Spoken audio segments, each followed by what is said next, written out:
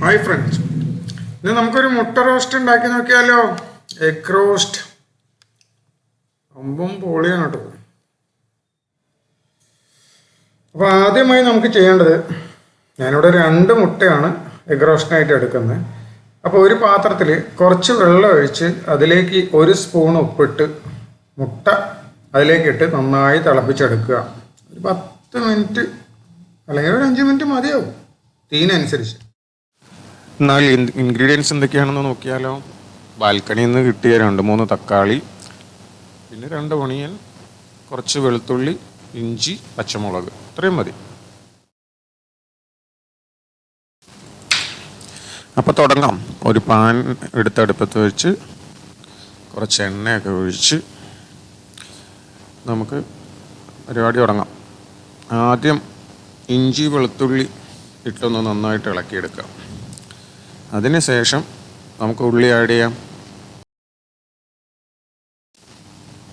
എല്ലാവരുടെ മനസ്സിലും പെട്ടെന്ന് എന്തുണ്ടാക്കും എന്ന് തോന്നിക്കഴിഞ്ഞാൽ ഓടി വരുന്നത് മുട്ടയുടെ എന്തെങ്കിലും ഐറ്റം ഉണ്ടാക്കാനാണ്. അപ്പോൾ എഗ് റോസ്റ്റും അതുപോലെ ബാച്ചിലേഴ്സിനും എല്ലാവർക്കും എളുപ്പത്തിലുണ്ടാക്കാം. അപ്പോൾ നമ്മളൊരു 1/2 സ്പൂണ് ഉപ്പും കൂടി ഇട്ടിട്ടുണ്ട് ഉള്ളിയോടൊപ്പം. അത് നന്നായിട്ട് വാട്ടിയെടുക്കണം. അപ്പോൾ അരിഞ്ഞു വെച്ച പച്ചമുളകും കൂടി അതിലിട്ടിട്ട് ഉള്ളി ഒന്ന് നന്നായി വാടട്ടെ. അത് കഴിഞ്ഞ് നമുക്ക് തക്കാളി ഇടാം. അതിനിടയ്ക്ക് മുട്ട നമുക്ക് 2ആയി പൊട്ടിച്ച് നോക്കാം. നൂലിട്ട് നോക്കി, പക്ഷെ സംഭവം പൊട്ടിപ്പോയി. സംഭവം പാളിയത് നൂലിൻ്റെ വലിപ്പം കൂടിപ്പോയി.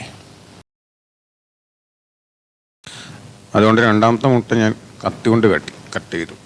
അപ്പം നമ്മുടെ ഉള്ളി ഒരുവിധം വാടി വന്നു കഴിഞ്ഞാൽ തക്കാളി ഇട്ട് നന്നായിട്ട് വതക്കുക. അത് കഴിഞ്ഞ് നമുക്ക് പൊടി ഐറ്റംസ് കയറ്റണം. 1/4 സ്പൂണ് മഞ്ഞൾപ്പൊടി, പിന്നെ വേണ്ടത് മുളക് പൊടിയാണ്. മുളക് പൊടി 1 സ്പൂണ്, ഒരു ഫുൾ സ്പൂണ് വേണം. പിന്നെ കുറച്ച് ഗരം മസാലയും കൂടെ ചേർക്കാം. മതി, ഇത്രയും മതി. അപ്പം മുട്ടയുടെ ഉണ്ടാക്കുമ്പോൾ പാളിപ്പോയ മുട്ട ഇതാ.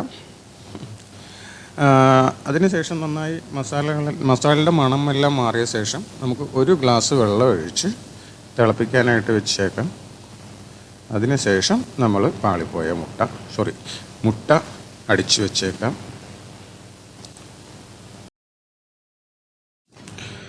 അപ്പം ഇത്രയേ ഉള്ളൂ സംഭവം. ഇനി വെള്ളം നന്നായി വറ്റട്ടെ. റോസ്റ്റിനായിട്ട് നന്നായി വെള്ളം വറ്റിക്കുക. ഇടയ്ക്ക് കുറച്ച് വെള്ളമൊക്കെ എടുത്ത് മുട്ടയ്ക്ക് മേലൊക്കെ ഒഴിച്ചു കൊടുക്കാം.